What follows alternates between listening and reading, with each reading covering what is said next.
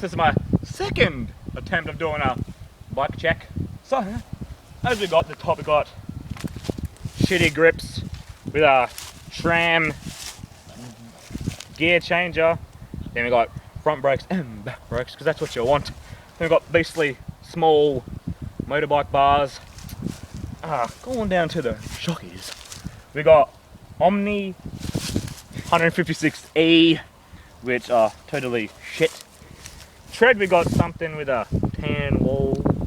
We got a double wall front rim. Going down to the front, we got a vertical AR 2002 aluminium series, clearly made from aluminium, with frame suspension, metal cranks, metal pedals that are shitty. The best seat in the house, a O'Leary seat with a long rusted fucking seat post. Then we got an alloy liner pull brakes with a 21 speed Shimano equipped. That's what you want.